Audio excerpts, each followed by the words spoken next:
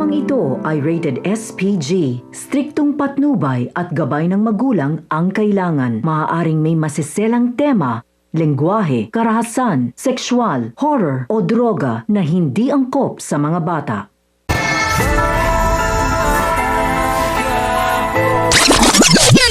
Sa kabila ng galit ni Ma'am Berting kila Primo, inagawa pa din niyang bilhan ito ng mga gamot at damit. Kaya naman sinabi ni Supremo na maraming salamat at tatanawin daw nilang malaking utang na loob ito. Samantala, nagtungong na nga si Olga sa pwesto ni Tinding upang isagawa ang plano nito at nagsimula na ang gulo. Nalingid nga sa kaalaman ni Tinding na isa ito sa mga plano ni Olga upang makuha ang loob nila Tinding. Habang sila chairman naman ay pinaghahanap na si Tanggol dahil sa kasong isinampa ni Roda laban dito. At nang maabutan na nga nila chairman si Santino sa bahay nila ay agad tinanong nito kung nasaan ang kanyang kuya Tanggol. Sagot naman ni Santino na matagal na umanong hindi umuwi doon ang kuya Tanggol niya. Kaya naman sinabi ni chairman na pag nakita nito si Tanggol ay agad ipagbigay alam sa kanya dahil mas malala umano ang kaso nito ngayon dahil sa ginawa nito kay Roda.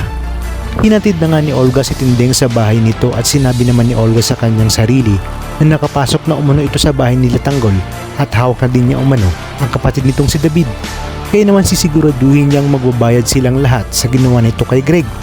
Nagtungo na nga si Tanggol sa pwesto at si Noy ang kanyang nadatnan. Kaya naman sinabi ni Noy ang lahat ng mga nangyari at ang gulong nangyari na siya ang pakulo ni Olga. Dito nga ay sinabi ni Tanggol na pupuntahan niya ang kanyang lola Tinding sa bahay nila. Kaya naman sinabi ni Noy na mag-ingat ito dahil pinaghahanap siya ng kapulisan. At ang nakarating na si Tanggol sa kanilang bahay, agad siyang nagtungo sa kwarto ni Tinding upang kumustahin ito. At ito nga ay agad siyang tinanong ng kanyang lola Tinding kung totoo ba na siya ang sumaksa kay Roda. Iginiit naman ni Tanggol na hindi talaga siya ang gumawa nun. Kaya naman sinabi ni Tinding na umalis na ito at baka maabutan pa siya ng kanyang tatay Rigor at siguradong ipapakulong siya nito. Di na nga nagsayang pa ng oras si Tanggol at agad na nagpaalam sa kanyang lola Tinding at kay Santino. Sa inyong palagay, matatakasan pa kaya ni Tanggol ang panibagong kasong kinakaharap na ngayong pinaghahanap sila ni chairman at ng mga kapulisan dahil bumaba na nga ang kanyang warrant of arrest? Kaya namang kapit lang kapamilya dahil marami pa tayong dapat abangan dito lang sa bagong tinututukan ng sambayanan, ang FPJ's Batang Quiapo.